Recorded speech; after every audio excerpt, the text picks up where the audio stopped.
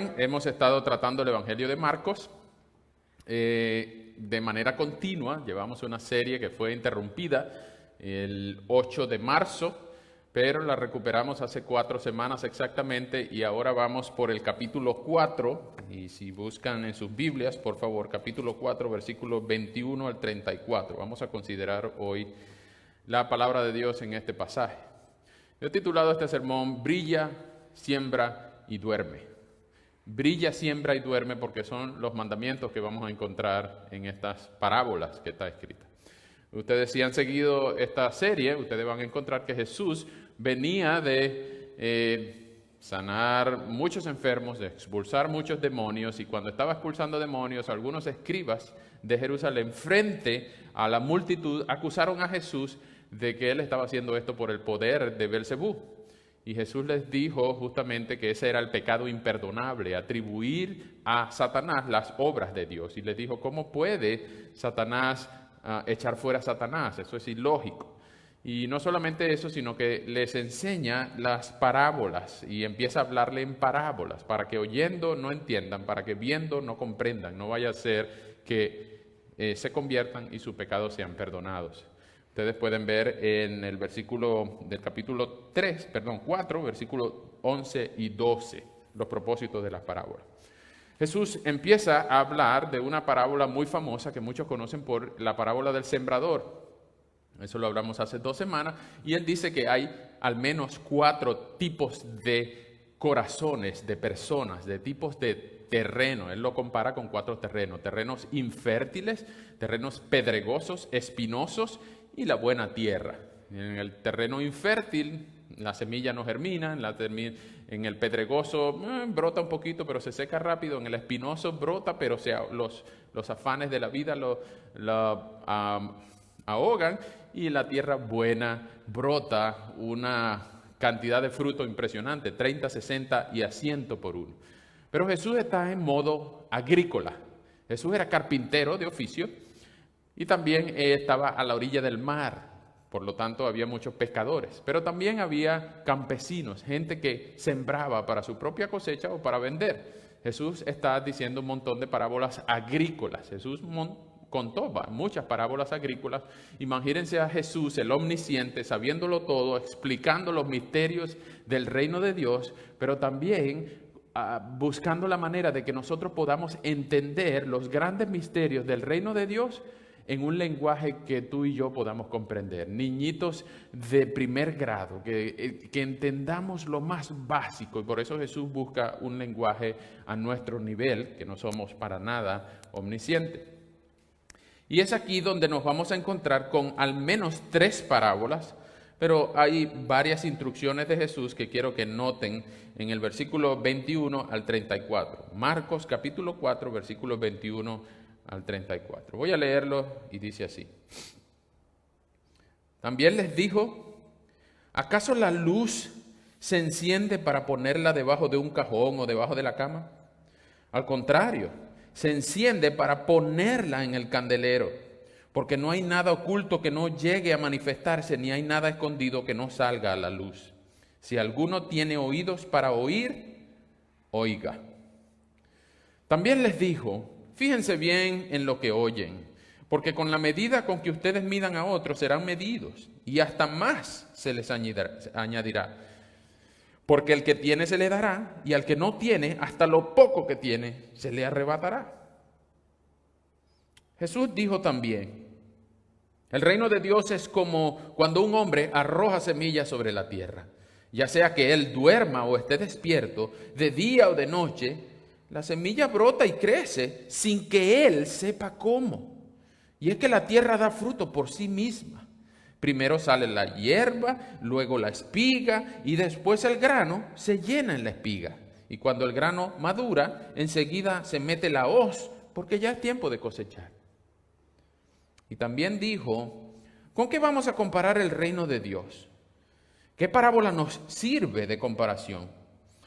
Puede compararse con el grano de mostaza, que al sembrarlo en la tierra es la más pequeña de todas las semillas, pero que después de sembrada crece hasta convertirse en la más grande de todas las plantas y echa ramas tan grandes que aún las aves pueden poner su nido bajo su sombra.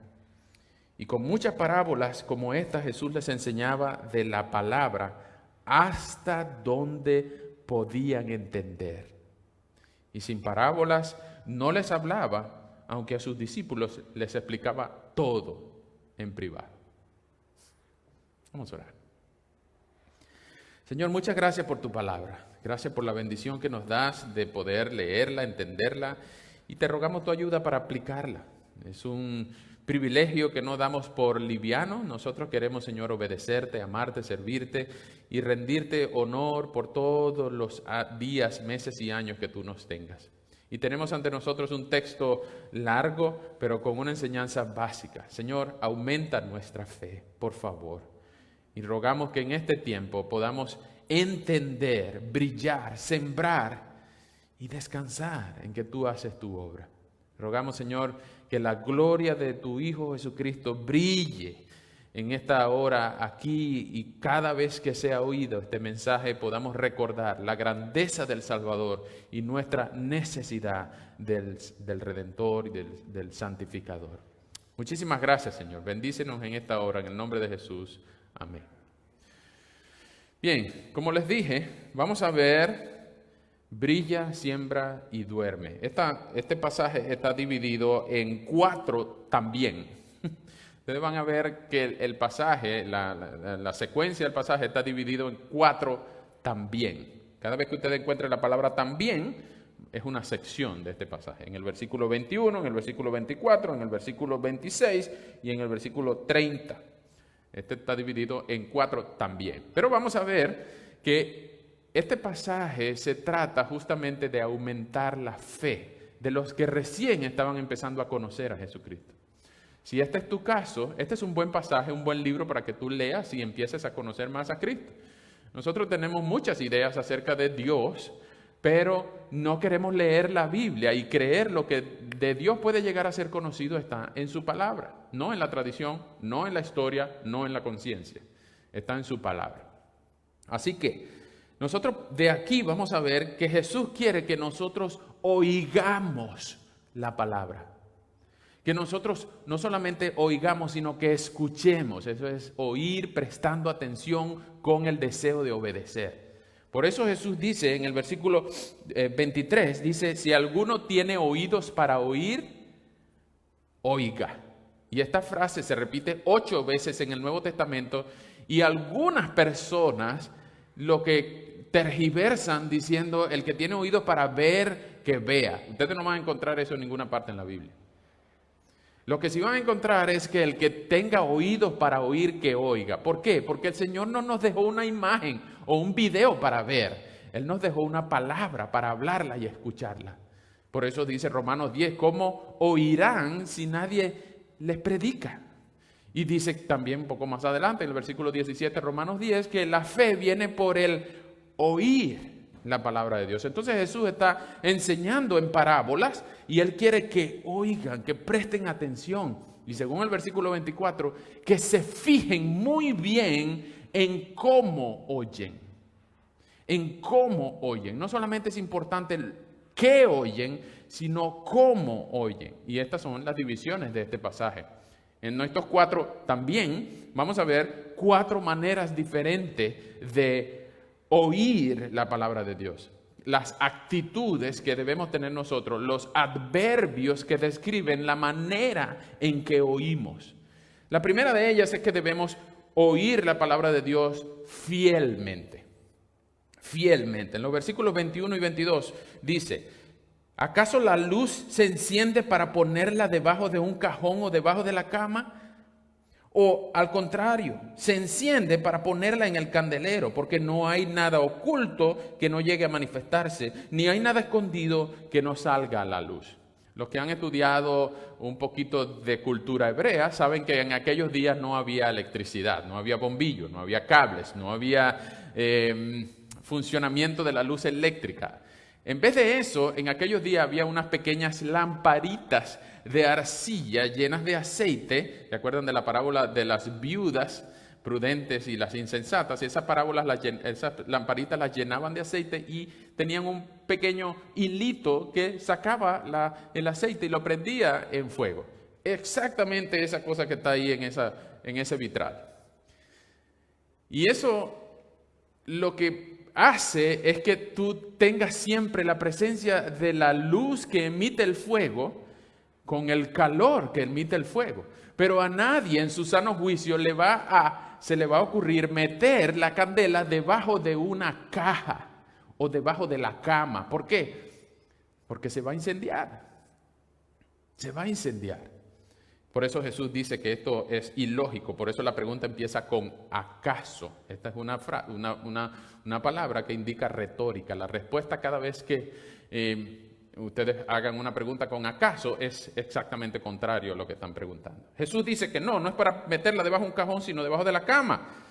Es más bien para ponerla en el candelero. El candelero podía ser una menorá, un candelero de 7 brazos que en todo hogar judío había, o podía ser una repisa en la sala de la casa donde se ponía la lamparita y de ahí todo el mundo podía venir a tomar un poquito de aceite o de candela, de fuego, para prender sus propias lamparitas.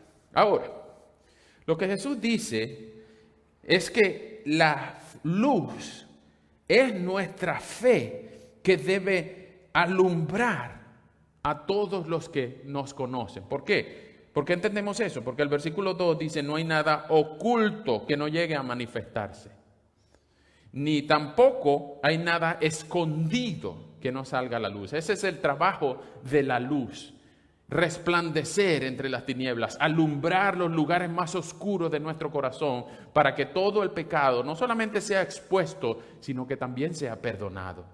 No podemos tener lugares en nuestro corazón donde le decimos a Jesús, no, aquí no entres, aquí no eres bienvenido. No, nosotros tenemos la luz de Cristo y esa fe alumbra no solamente a tu interior, sino que Mateo 5:16 dice que así alumbre tu luz delante de los hombres, para que vean tus buenas obras y glorifiquen a tu Padre que está en los cielos. Entonces, la idea de que la fe crezca es justamente por oír fielmente la palabra de Dios. Eso nos lleva a preguntarnos, ¿qué tan fieles somos en escudriñar las Escrituras? En leer buenos libros, en leer la palabra de Dios, en orar, en oír buenos sermones, en leer buenos libros, en consultar buenos libros, buenos autores, buenos predicadores. Nosotros tenemos que ser fieles en buscar alumbrar a un mundo en tinieblas. El mundo no va a venir a la iglesia. La gran comisión no es recibirlos cuando ellos vengan. No, la gran comisión es irlos a buscar y hacerlos discípulos de Jesucristo. Allá donde están y congregar, invitarlos a incorporarlos a la iglesia. Entonces, el primer punto, versículos 21 y 22, debemos oír fielmente la palabra de Dios. Segundo, debemos oír la palabra de Dios proporcionalmente. Vean lo que dicen los versículos 24 y 25. Jesús también les dijo, fíjense bien en lo que oyen. Esta frase es de difícil traducción, porque en la versión Reina Valera ustedes van a encontrar que dice, mirad lo que veis. Perdón, mirad lo que oís. Mirad lo que oís. Ese es como cuando una señora muy viejita, ella dice que manda un audio de voz y dice, ¿viste el audio que te mandé? No, los audios no se ven, los audios se escuchan. Entonces, esta frase es de difícil traducción y literalmente lo que quiere decir es presta mucha atención a lo que oyes. Por eso dice bien la Reina Valera contemporánea, traduciendo, fíjense bien en lo que oyen, versículo 24. ¿Por qué? Y aquí está la famosa frase, porque con la medida con que ustedes midan a otros, serán medidos y hasta más se les añadirá. Porque al que tiene se le dará, y al que no tiene, hasta lo poco que tiene, se le arrebatará. La versión de Lucas, el pasaje sinóptico, dice que hasta lo que piensa que tiene, le será quitado. Entonces, esto también tiene que ver con la fe que se produce por oír la palabra de Dios. Aquí nosotros tenemos que tener en cuenta dos cosas. Primero, tenemos que prestar mucha atención a quién le estamos escuchando. Y segundo, tenemos que saber que así como nosotros tratamos a los que nos escuchan, así nos van a tratar a nosotros también. Por ejemplo, si ustedes escuchan predicadores o leen libros o artículos, ven películas, lo que sea, que no está de acuerdo con la palabra de Dios, simplemente cambien el canal, cambien la estación, apáguenlo, no lo escuchen y listo. No tienen que ponerse a pelear en público y por supuesto, si es un blasfemo hay que callarle la boca, según Tito.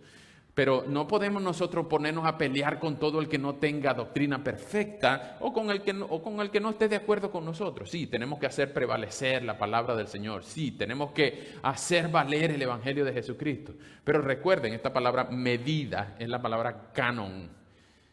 Cada vez que tú analices las enseñanzas de algo y no estés de acuerdo a la palabra de Dios, al canon de la revelación, pues deséchalo, no lo oigas. ¿Por qué? Porque aunque a uno le cueste reconocerlo, todo lo que uno oye le afecta y lo lo influencia a uno en el día, en la noche. ¿Con qué sueña uno en la noche? Con lo que oyó o vio en el día. Entonces uno no debe andar prestando tus oídos para cosas malas, no solamente para cosas blasfemas, sino para enseñanzas extrabíblicas o antibíblicas. Nosotros debemos hacerle caso a la palabra de Dios tal como fue revelada, no como cualquiera quiere distorsionarla. Por eso es tan importante que prestemos atención fielmente a la palabra de Dios y que lo tratemos a los que oímos y a los que les enseñamos proporcionalmente. Quiere decir que al que tiene un poquito de fe, dice el texto, se le dará más. Y al que no tiene fe, hasta la fe que creía tener le será quitada. Ustedes pueden encontrar en 1 Corintios 7 esposos o esposas que son santificados por la palabra de sus esposas creyentes. Pueden encontrar en algunos pasajes, por ejemplo, como Mateo 7, gente que piensa, que cree, gente que creía que iba para el cielo. Aquel que llegó a la par de cristiano, a la puerta del cielo, a la ciudad celestial, él pensaba que podía llegar sin haber sido sellado por Cristo, pero ahí mismo en la puerta del cielo le cerraron la puerta y tú no eres bienvenido. Mateo 7:21, esas son las palabras de Jesús. Maestro, pero en tu nombre no echamos fuera demonios, no hicimos milagros, no hablamos lenguas extrañas. Y Jesús les dijo, nunca los conocí. Apártense de mí, hacedores de maldad. Entonces, esos no son creyentes, esos son creyones. Ellos creen que creen, pero no son hijos de Dios. Por eso, hasta la fe que pensaban que tenían, se les quitará. Debemos oír la palabra de Dios fielmente, proporcionalmente, pero también debemos oírla confiadamente. Vean los versículos 26 al 29. Y aquí vamos a empezar a ver dos parábolas, una seguida de la otra. Y la primera es la parábola del crecimiento de la semilla. También tiene que ver con fe por oír la palabra de Dios. Ya van a ver por qué. Jesús dijo también, versículo 26, el reino de Dios es como cuando un hombre arroja semillas sobre la tierra. Ya sea que él duerma o esté despierto, de día o de noche, la semilla brota y crece, sin que él sepa cómo. Y es que la tierra da fruto por sí misma. Primero sale la hierba, luego la espiga y después el grano se llena en la espiga. Y cuando el grano madura, enseguida se mete la hoz porque ya es tiempo de cosechar.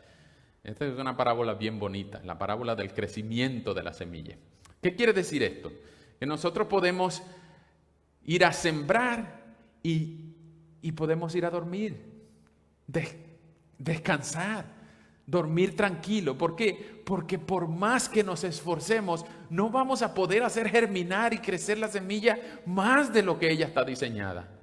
Yo recuerdo que en la escuela cuando a mí me mandaban la tarea, ¿se acuerdan de aquella tarea que había que meter unos cuantos granitos, unos frijoles en un potecito de comida de bebé, echarle un montón de periódico, papel sanitario y había que echarle un poquito de agua cada día y uno veía cómo la semillita iba saliendo, la primera ramita y después las hojitas Pero hubo una vez, eso lo mandaban todos los años en primaria, pero hubo una vez que yo no sé por qué no hice la tarea a tiempo.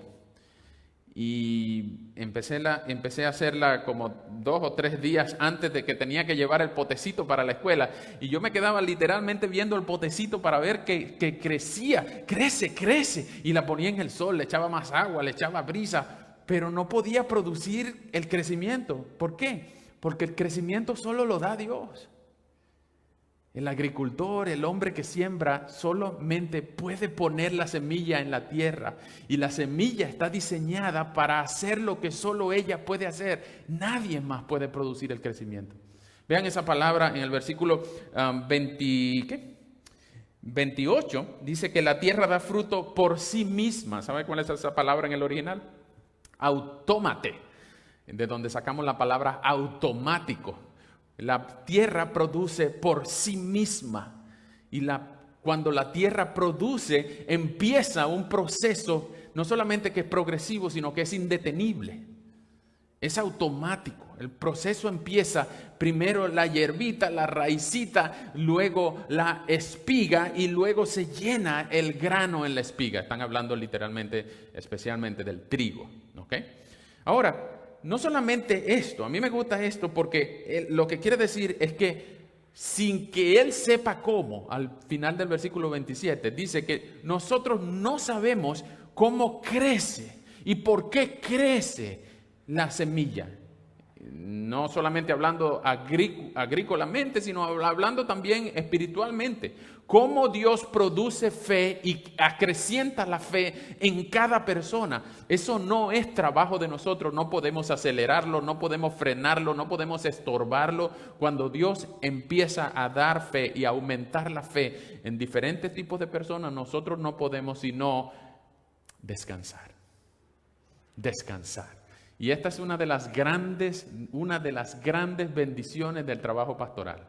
Ustedes son una iglesia bellísima, pero lo que nosotros los pastores, los maestros tienen que hacer es enseñar la palabra de Dios y irse a dormir. Gloria a Dios. Porque nosotros no tenemos que forzar el crecimiento de la semilla. No tenemos por qué acelerar los procesos que Dios está haciendo en el corazón de cada uno de ustedes.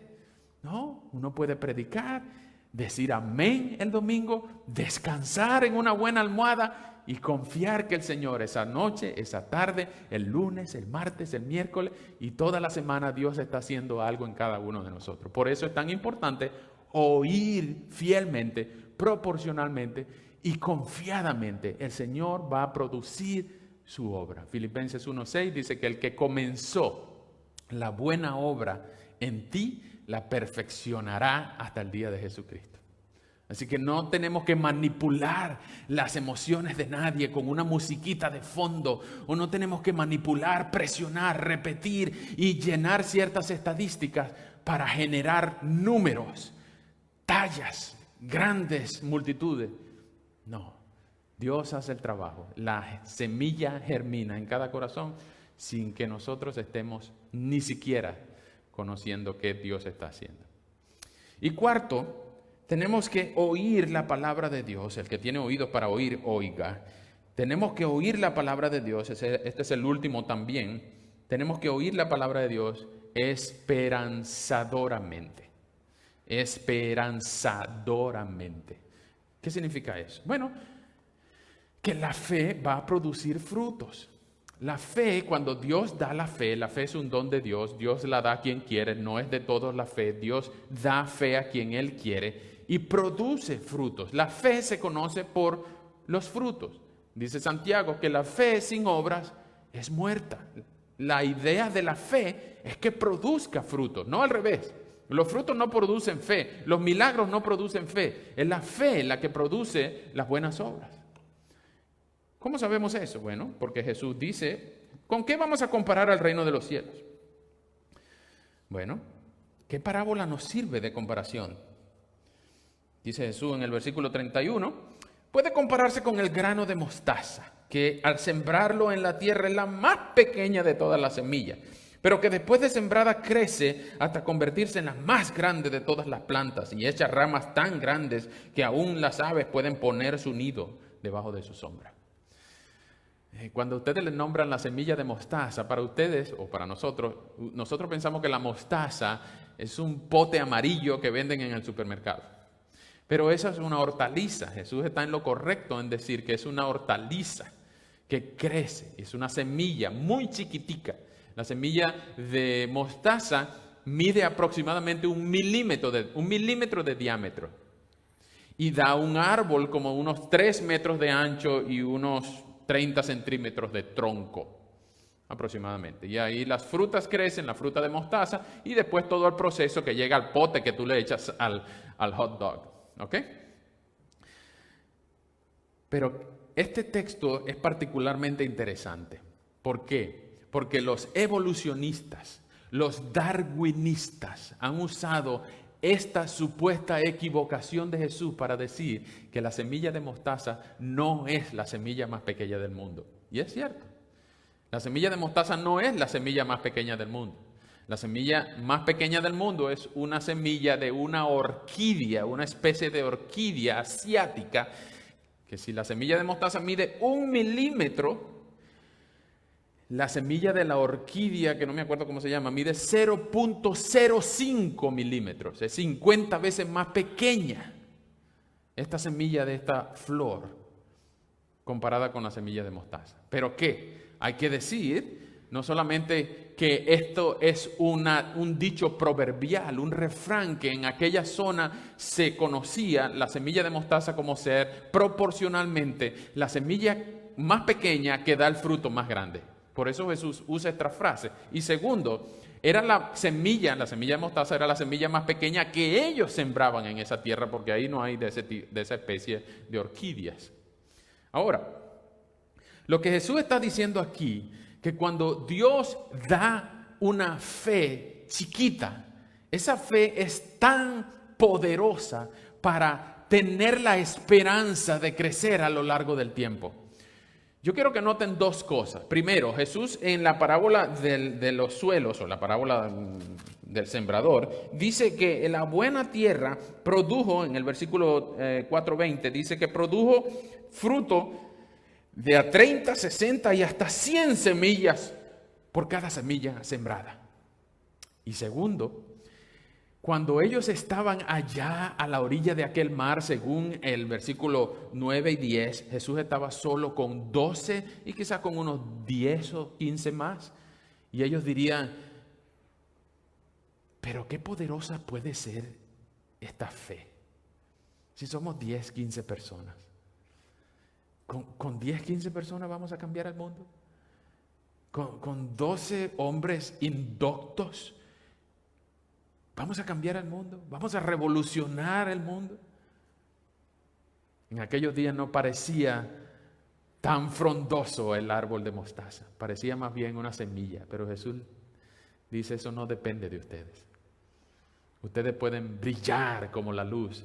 Vayan a sembrar y confíen. Pero después vayan a dormir tranquilo, porque quien produce la obra es Dios. Y la pequeña semillita de fe que fue sembrada en aquellos 12 hombres creció y creció y creció hasta 300 años después se convirtió en la religión oficial del Imperio Romano. Conquistaron el corazón del emperador y ahora se convirtió no era solamente perseguida, después llegó a ser perseguidora, creció y creció y creció. Y la fe cristiana hoy en día se cuenta como la fe más importante del mundo, la fe con más seguidores en la faz del planeta. No quiere decir que todos sean creyentes, hay muchos nominales, es cierto. Pero en todos lados donde hoy es el año que es, se sigue con 2 letricas muy importantes, porque estamos en el año 2020, horrible como sea el año, pero es el año 2020 después de Cristo, el que sembró la semilla de la fe en ti. Y esa semilla ha crecido, y el árbol de mostaza ha crecido, y muchas aves antes que tú han venido, han posado sobre las ramas de la fe cristiana, han comido del árbol, han diseminado las semillas, árboles y árboles y árboles de mostaza han sido sembrados, y tú y yo somos semillas de mostaza, frutos de aquel árbol inicial de mostaza que fue sembrado en aquellos hombres. Ha crecido, ¿cierto? ¿Cuántas semillitas de mostaza de 1 milímetro de diámetro pueden caber en la faz del planeta? Por eso podemos alumbrar, no debajo de un cajón, sino en el candelero. Podemos brillar, podemos sembrar, podemos ir a dormir, pero también podemos confiar en que el Señor es el que produce en nosotros tanto el querer como el hacer. Dice Filipenses 2 justamente eso, que Dios es el que produce en nosotros. No tenemos por qué manipular las emociones de la gente, no tenemos por qué falsear las expectativas del discipulado, no tenemos por qué abaratar el evangelio, no tenemos por qué disminuir nuestra predicación, no tenemos por qué callar ante la gente que nos exige demanda de nuestra esperanza. Tenemos que predicar confiadamente, que si tú predicas, siembras la palabra del Señor, Dios va a añadir fruto a tu esfuerzo.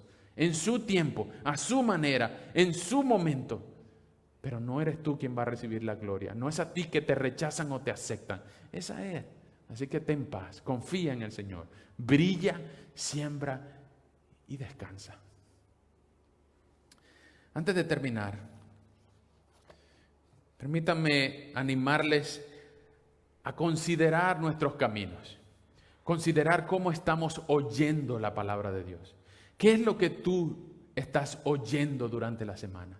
¿Qué es lo que tú estás leyendo durante la semana? ¿Qué es lo que tú estás viendo durante la semana? A pesar de que nosotros no querramos reconocerlo completo, cada cosa que entra por cualquiera de nuestros sentidos nos afecta. Y en algún momento que no sabemos cuándo, lo repetimos. Lo sacamos a la luz y no sale por los oídos, no sale por los ojos, sale por la boca. Y a veces nos metemos en problemas.